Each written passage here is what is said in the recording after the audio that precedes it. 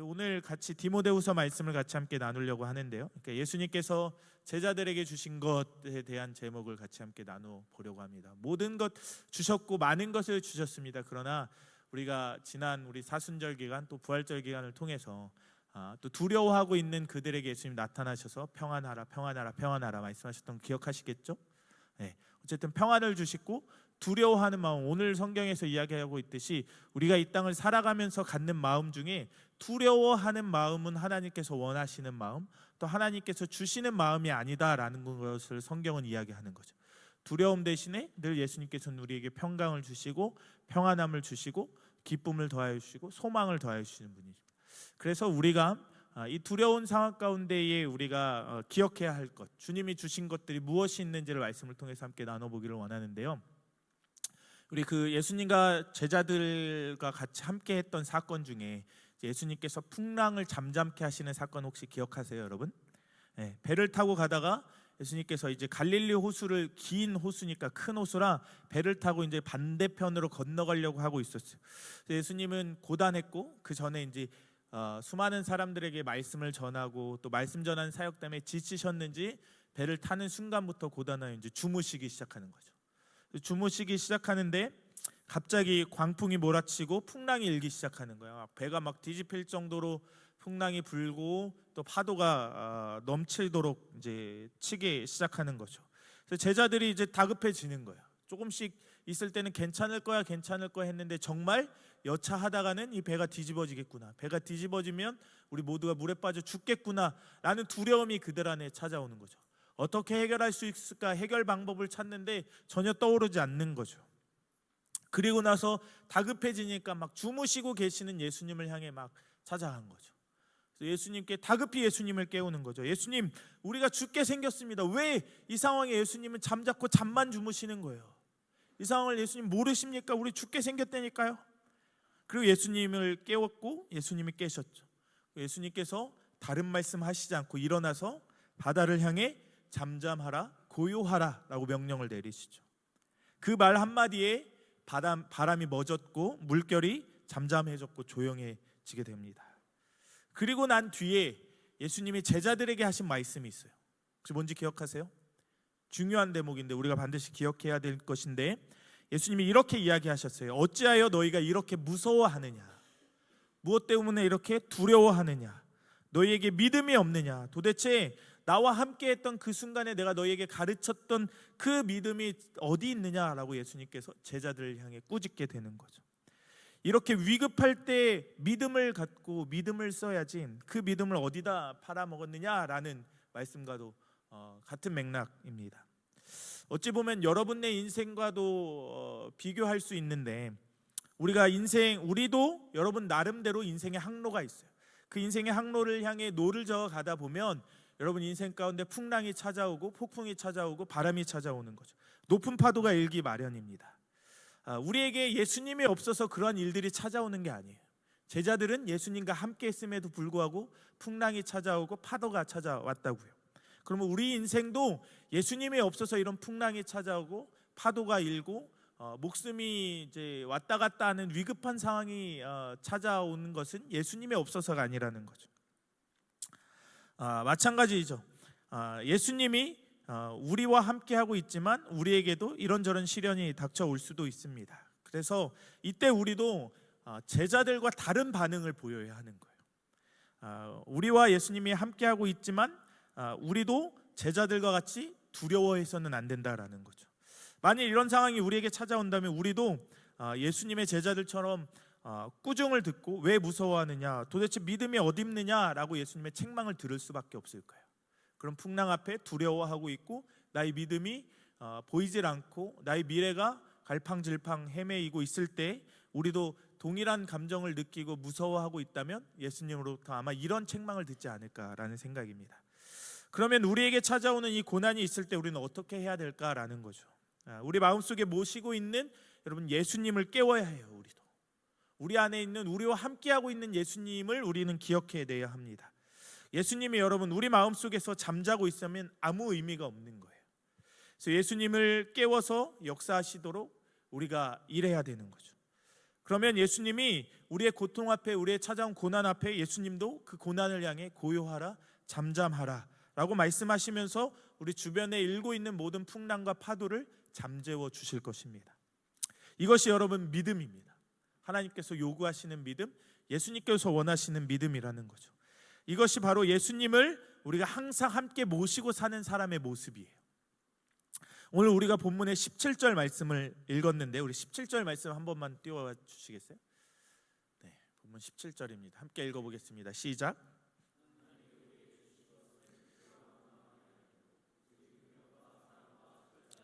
아멘. 이런 두려운 마음 하나님께서 주신 것이 아니라라고 이제 바울은 이야기합니다. 어려움, 시험, 고난, 시련 이런 것들이 찾아올지라도 두려워하지 말라라는 거예요. 이게 절대로 하나님이 주신 것이 아니기 때문에 두려워할 필요가 없다라고 말합니다. 두려워하는 마음은 하나님이 주신 것이 아니라 마귀가 주는 생각입니다. 두려워해서 하나님을 생각나지 않게 하기 위해서, 하나님을 떠나게 하기 위해서 마귀가 주는 상황과 환경이라는 거죠. 떨쳐버려야 합니다. 그래서 하나님이 그러면 우리에게 주신 것이 무엇일까라는 거죠. 이 두려워하는 마음 대신에 하나님께서 우리에게 주시는 것이 뭘까를 오늘 말씀의 세 가지를 통해서 함께 나눠보고자 하는데요. 첫 번째로는 이런 두려운 상황 가운데서도 하나님께서 우리에게 주신 것은 능력이라는 거예요. 능력. 하나님은 우리에게 힘을 주셨어요. 세상을 이길 수 있는 힘과 능력을 허락해 주셨어요. 그런데 여러분 왜 우리가 두려워하느냐라는 거죠. 왜 두려움을 안고 살아가고 왜 두려움을 느끼며 살아가는가라는 거죠. 사실은 두려워할 필요가 없어요. 하나님이 우리의 힘이 되시고 우리의 능력이 되셔서 세상을 이기시게 하시기도 하십니다. 그리고 믿음이 없는 사람처럼 왜 두려워하냐라고 예수님께서는 두려운 마음을 가진 사람에게 또 책망하시기도 한다라는 거죠. 그러므로 말미암아 우리는 두려워해서는 안 됩니다. 우리가 늘 제가 이야기했듯이 하나님은 여러분을 너무나 사랑하시기에 여러분을 고아와 같이 버려두지 아니하신다고 약속을 하셨고, 예수님께서 이 세상을 떠나시면서 제자에게 남긴 말씀도 성령 하나님이 너희와 항상 함께 세상 끝날까지 있을 거야. 그러니까 두려워할 필요도 없고 겁낼 필요도 없고 걱정할 필요도 없고 염려할 필요도 없는 거야. 그럼 이것들을 깨닫게 하기 위해서 보이지 않는 하나님이 그래도 보이는 것을 원하는 이 세상 사람들에게 예수님을 보여주신 것이지 않겠어요? 예수님이 오셔서 얼마나 하나님이 여러분을 사랑하시는지, 또 그 힘과 능력이 되신 예수님께서 여러분을 위해 얼마나 일하고 계시는지를 우리에게 보여주고 있기도 합니다. 여러분들 큰 나무들을 보면, 오래 산 고목들을 보면 잘 쓰러지지 않는 나무들, 그러므로 쓰러지지 않았기에 몇백 년 동안 지금까지 살아있겠죠. 오랜 기간 동안 살아온 나무는 여러분 비바람이 불어오고 태풍이 몰아쳐도 넘어지지 않습니다. 죽지 않습니다. 이유는 무엇입니까? 땅속 더 깊숙이 위에 나와 있는 그 줄기와 가지들이 흔들리지 뽑히지 않을 정도로 뿌리가 깊게 땅에 박혀 있기 때문이에요. 땅 깊이 연결되어 있어서 그 나무들은 넘어지지 않을 수 있는 거죠. 반대로 뿌리를 깊이 내리지 않는 나무들은 비바람이 불고 태풍이 몰아치면 언제든 뿌리가 뽑히기 마련입니다. 마찬가지입니다, 여러분. 우리는 약해요. 우리는 너무나 연약한 존재고 우리는 너무나 미련한 존재예요. 그리고 보잘것없는 존재예요. 그러나 우리는 누구와 연결되어 있습니까? 하나님과 예수님과 연결되어 있는 거예요. 여러분의 믿음의 뿌리가 하나님께 깊숙이 뿌리 내려야 한다라는 거죠. 그러면 어떠한 고통과 어떠한 어려움과 두려움과 풍랑이 찾아올지라도 우리는 흔들리긴 하나 우리의 믿음이 뽑히질 않는다라는 거죠. 전능하신 하나님과 연결되어 있다라는 거죠. 오늘 그 제자들의 모습, 풍랑을 만난 그 제자들의 모습을 비슷하게 경험한 한 인물이 있는데, 우리가 이제 장로교단이잖아요. 장로교단이 있고 또 감리교회가 있잖아요. 감리교회의 창시자라고 불리는 분이 이제 그 영국의 요한 웨슬리, 존 웨슬리라는 사람인데, 그 존 웨슬리 목사님이 경험한 한 이야기가 있대요. 뭐냐면 이 목사님이 영국 사람인데 미국에 복음을 전하기 위해 미국으로 갔대요. 그래서 나름대로 열심히 복음을 전했어요. 그러나 기대 밖에 열매가 맺혀지지 않는 거예요. 내 생각으로 내가 이런 말씀을 준비하고 이런 성령 집회를 하면 수많은 미국 사람들이 회심하고 또 일어나고 세례를 받고 교회가 세워질 거라는 기대감을 안고 갔어요.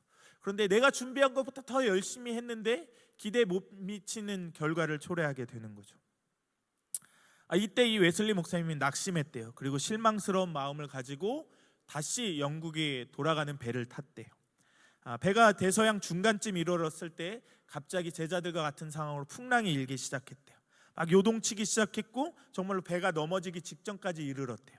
그때 이 요한 웨슬리 목사님 생각으로는 이제는 끝장이구나, 나는 죽었구나, 나의 삶은 여기서 마치겠구나 라는 생각이 들었대요.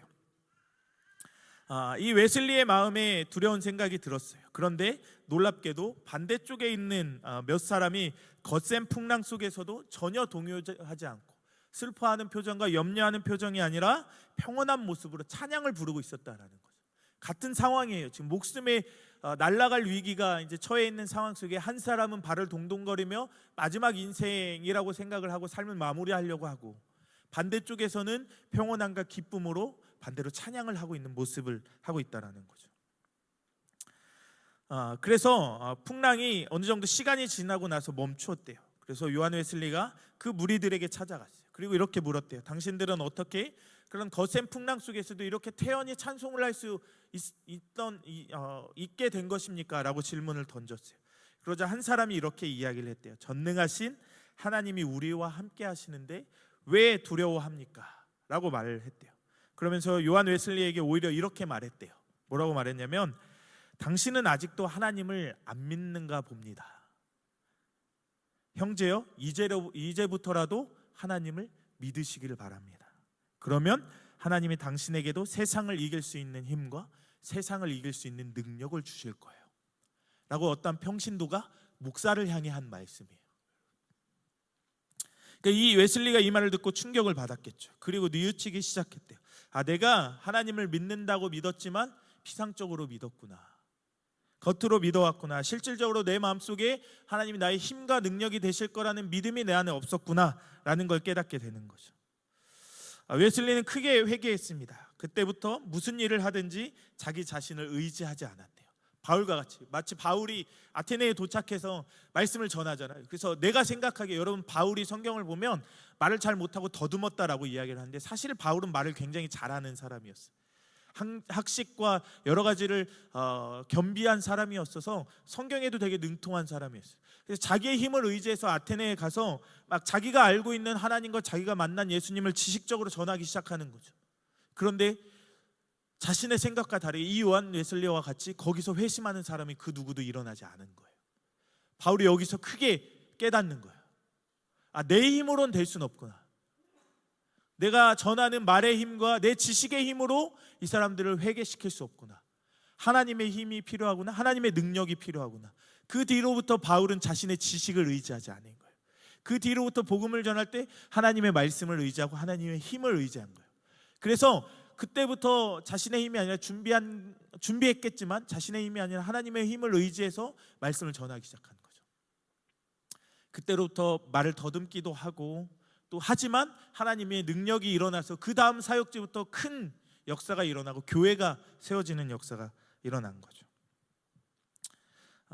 마찬가지로 이 웨슬리 또한 나와 함께 하시는 하나님, 내게 능력 주시는 그 하나님을 힘있게 그 이후로 사역을 의지한 거죠. 그래서 그 이후로 감리교회가 세워지고, 감리교회는 세계적으로 큰 많은 성도들을 가지고 있는 교회가 된 거죠.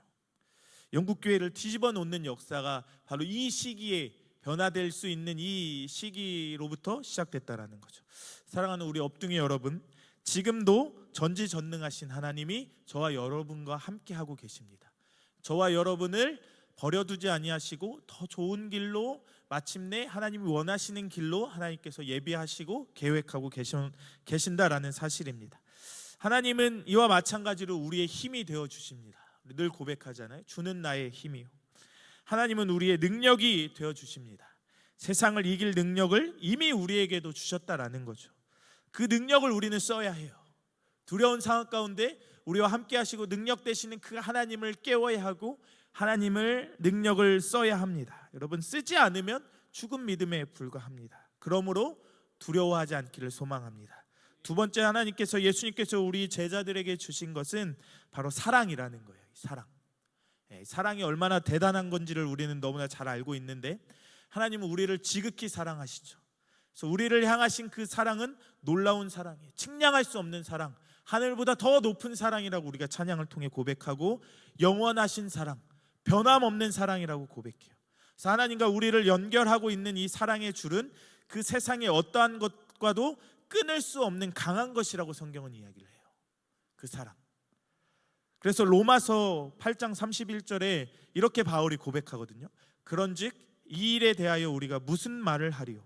만일 하나님이 우리를 위하시면 누가 우리를 대적하리요? 하나님 나와 함께 하시면 누가 우리와 맞설 수 있겠습니까? 하나님 우리에게 힘이 되시고 능력 주시는데 감히 그것을 이길 사람이 누가 있겠습니까? 라고 바울이 고백하는 거예요.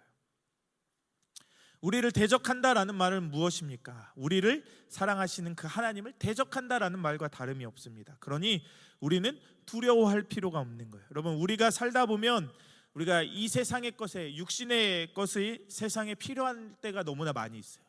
틀리지는 않습니다. 먹을 것이 필요하고 마실 것이 필요하고 또 입을 것도 필요하고 우리에게 건강도 필요해요. 또 나아가 물질도 필요하고 직장도 필요합니다. 그런데 왜 그 모든 것을 사랑하시는 하나님이 책임지고 공급해 주지 않겠느냐라는 그 결단이 우리에게 없냐라는 거예요. 우리 늘 두려워하잖아요.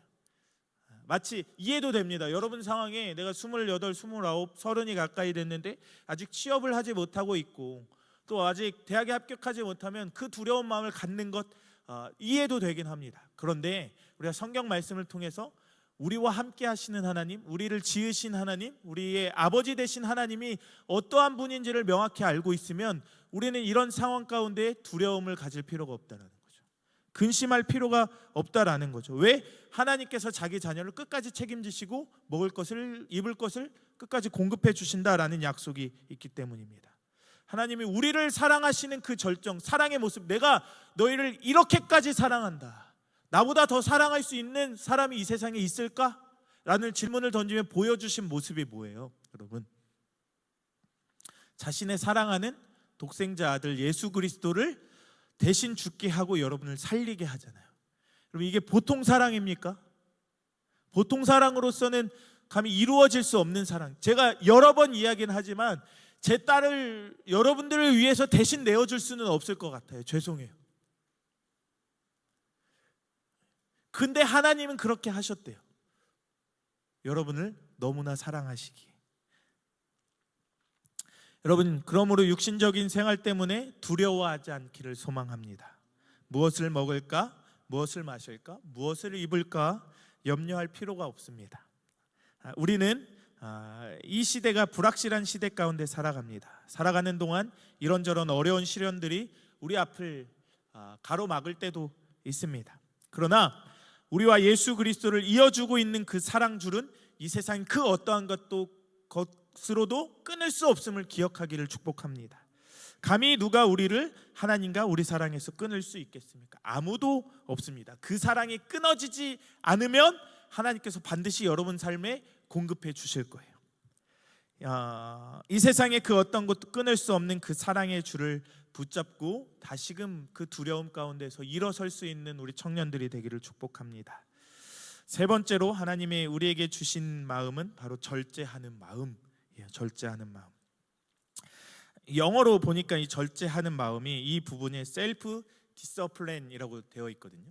그러니까 훈육하다, 스스로를 훈육하고 스스로를 교육하는 마음을 우리에게 주셨다라고 성경은 이야기합니다.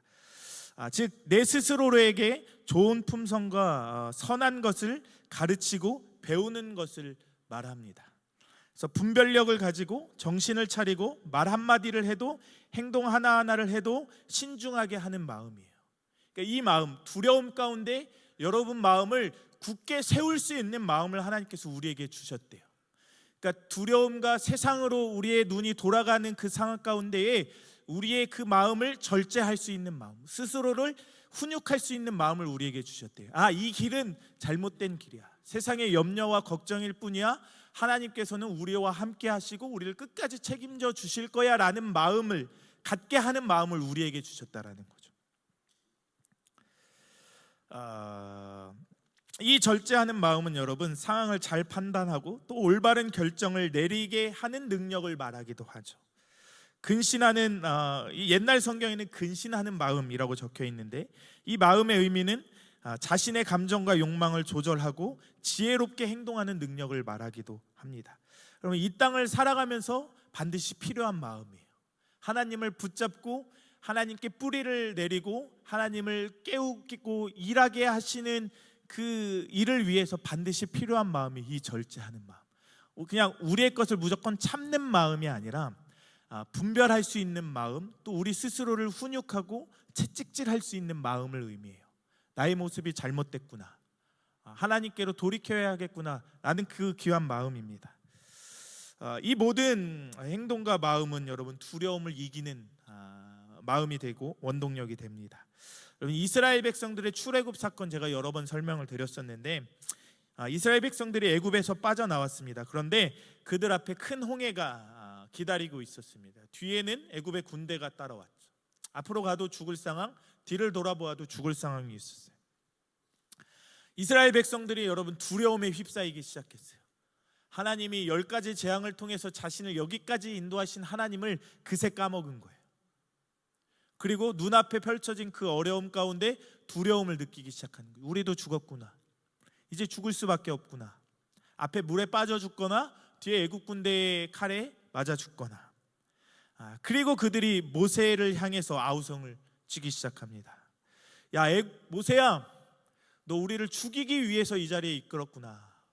우리가 애굽에 있었으면 이런 죽음을 당하지 않았을 텐데, 비록 노예로 있겠지만 그래도 목숨은 연명할 수 있었을 텐데, 우리의 매장지가 없어서 이곳 가운데로 우리를 죽게 이르렀느냐.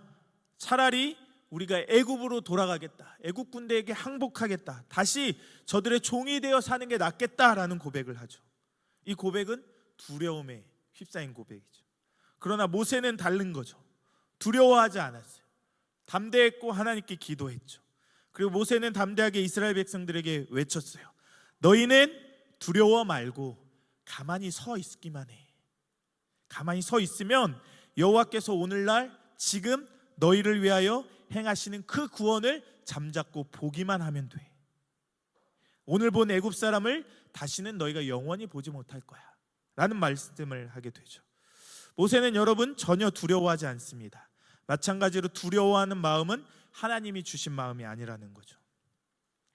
하나님이 우리에게 주신 마음은 두려워하는 마음이 아니라 오직 능력과 또 사랑과 절제하는 마음이다 라고 성경은 이야기합니다. 하나님은 여러분 세상을 이길 수 있는 능력을 우리에게 주셨어요. 세상의 것, 필요치 않은 것을 구별할 수 있는 절제의 마음을 우리에게 주셨다라는 거죠. 그래서 하나님의 사랑을 또 힘입고 넉넉히 이 모든 것을 이길 수 있다라는 거죠. 그래서 우리가 절제하는 마음을 가지고 하나님의 뜻대로 이웃을 사랑하는 마음으로 또 우리를 스스로를 훈육하며 죄의 길에서 돌이킬 수 있는 그 마음을 우리가 가져야 합니다. 말씀을 마무리합니다. 여러분 우리 오늘 본문 말씀 우리 함께 다시 한 번 더 읽어보겠습니다. 3절부터 6절 말씀 함께 읽어볼까요? 5절 말씀 띄워주시죠. 6절 말씀 읽겠습니다. 시작. 그러므로 내가 나의 안수함으로 내 속에 있는 하나님의 은사를 다시 불릴 듯 하게 하기 위하여 너로 생각해 하게 하노니. 7절. 하나님이 우리에게 주신 것은 두려워하는 마음이 아니요 오직 능력과 사랑과 절제하는 마음이. 7절까지만 읽겠습니다. 여러분 이 말씀을 굳게 붙들고 이 세상의 청년들의 귀한 삶을 승리하는 삶으로 살아내는 저와 여러분이 되기를 축복합니다. 세상을 이기는 저와 여러분이 되기를 소망합니다. 여러분 앞에 찾아오는 모든 풍랑을 이겨낼 수 있는 저와 여러분이 되기를 축복합니다.